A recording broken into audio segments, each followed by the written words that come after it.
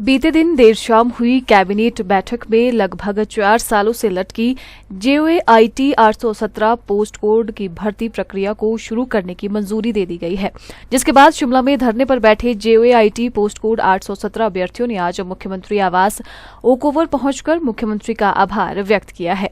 इस दौरान मुख्यमंत्री सुखविंदर सिंह सुक्खू ने कहा कि पूर्व की भाजपा सरकार के समय में केवल समस्याएं पैदा हुई है जिनका निपटारा नहीं किया गया। कांग्रेस ने सत्ता में आने के बाद जनहित में कार्य करते हुए कई अहम निर्णय लिए हैं, जिनमें लटकी भर्ती JOAIT 817 के परिणाम निकालने का भी फैसला एक है। इसके अलावा अन्य पोस्ट कोड की लटकी हुई भर्तियों को लेकर सरकार रास्ता निकालने का प्रयास कर रही है। देखो, JOAIT का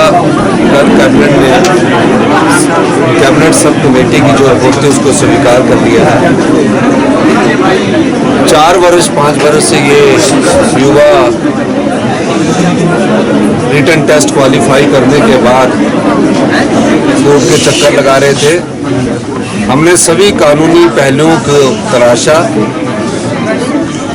और सभी कानूनी सलाह लेने के बाद हमने इस JOAIT का रिजल्ट को हमने निकाला है। हमने अपने लॉ सेक्रेटरी से भी सलाह ली। पहले कैबिनेट में जब ये मामला आया तो कुछ कानूनी पहलुओं पर विचार किया गया। उसके बाद कैबिनेट सब कमेटी बनी। कैबिनेट सब कमेटी ने लॉ सेक्रेटरी, कानून के सभी लोगों से विचार विमर्श किया और पिछले कल हमने ये कहा कि 4-5 साल से ये बच्चे, हमारे युवा साथी, एग्ज़ाम देने के बाद उम्मीद लगाकर बैठे थे कि कब इनकी डॉक्यूमेंटेशन होगी। तो कल कैबिनेट ने फैसला किया कि इनका रिजल्ट निकाल दिया जाए और आज कैबिनेट की जो प्रोसीडिंग है वो आज साइन हो जाएगी और इनकी डॉक्यूमेंटेशन राज्य चयन आयोग जिसने कि काम करना शुरू कर दिया वहाँ स्टार्ट कर दिया। देखिए, बीजेपी की सरकार जब से आई है सारी समस्याएं उन्होंने उसका समाधान नहीं ढूंढा। जो और भी पोस्ट कोड है उनका भी हम सारी तरफ से विचार विमर्श कर रहे हैं कि कैसे इनको हम आगे कर सकते हैं।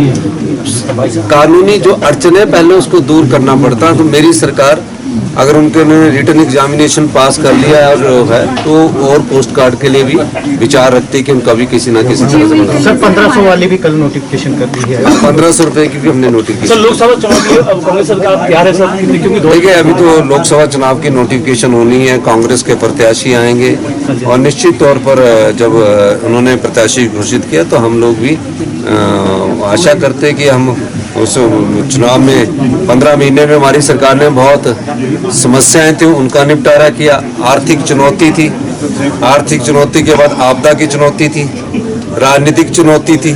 तो 15 महीने में हमें तो चुनौतियां मिली और जो पिछली सरकार की सारी समस्याएं उनकी पैदा की हुई थी, उन्होंने सरकार चलाई नहीं है, उन्होंने सिर्फ सरकार को टालते रहे हैं। तो निश्चित तौर पर हम सारी बातें जनता की अदालत में रखेंगे। वहीं अभ्यर्थियों ने मुख्यमंत्री व सभी कैबिनेट मंत्रियों का आभार जताते हुए कहा कि मुख्यमंत्री ने अभ्यर्थियों के 4 सालों के दर्द को समझा और संघर्ष को मिठास के साथ पूरा किया है। आज जिस संघर्ष की जीत हुई है वो हिमाचल के तमाम बेरोजगारों की जीत है।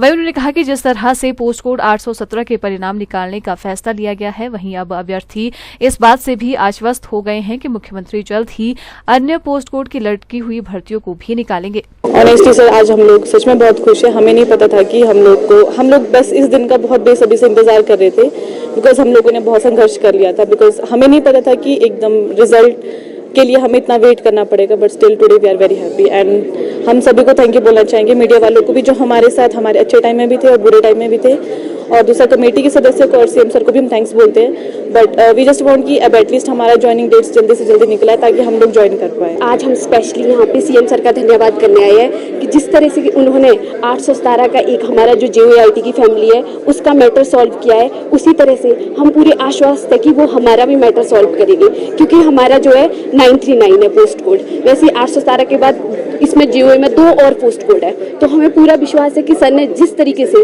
817 का मैटर सॉल्व किया है और हमारा भी उसी तरीके से मैटर सॉल्व करेंगे। हमें उनकी कार्यशैली पे पूरा भरोसा है। जितने भी सब कमेटी के मेंबर बनाए गए हमें उन पे पूरा भरोसा है कि ये इस कोड ऑफ कनेक्ट से पहले हमारा भी मैटर सॉल्व करेंगे। और CM सर को हम अपनी आवाज़ पहुंचाना चाहते हैं कि सर हमारा भी जल्दी से जल्दी मैटर सॉल्व करा जाए। सत्य विचलित हो सकता है परंतु पराजित कदापि नहीं। सर्वप्रथम मैं हिमाचल प्रदेश के यशस्वी मुख्यमंत्री माननीय श्री सुखविंदर सिंह सुक्खू जी का आभार व्यक्त करता हूँ, जिन्होंने हमारे इस 4 वर्ष के दर्द को समझा और आज इस संघर्ष को इस मिठास के साथ पूरा किया।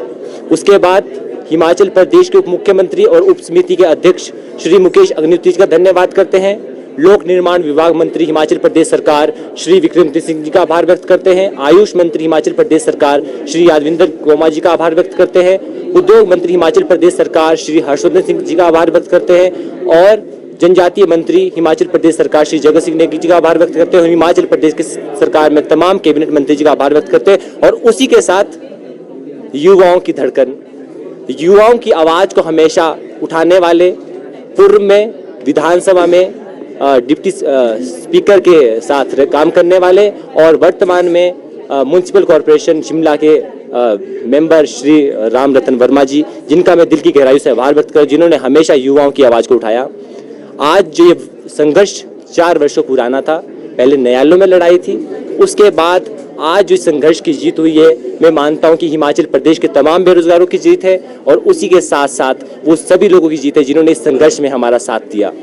आज क्रमिक पेंशन का 34वां दिन है, जिसमें मुख्यमंत्री जी का आभार व्यक्त करते हैं और हिमाचल प्रदेश सरकार का आभार व्यक्त करते हैं, जिन्होंने 4 वर्ष के संघर्ष को इस प्रकार से खत्म किया। मैंने इन बच्चों के लिए सीएम साहब से कई बार बात की और सीएम साहब ने बोला भी इनका जैसे जैसे हमारे से हो पाएगा लीगली बाहर आएंगे, क्योंकि ये इशू था, ये बीजेपी के वक्त बिगड़ा हुआ था। बीजेपी ने उस वक्त काम नहीं किया। 3-4 साल बच्चों से सीएम को, जो पूर्व सीएम थे, मिलते भी नहीं थे, उनको मिलने आते थे बच्चे। तो सीएम जब से सुप्रीम कोर्ट से केस जीत के आए तो इसमें थोड़ी लीगल इच्छा आ गई थी, क्योंकि कुछ केस विजिलेंस में आ गया था।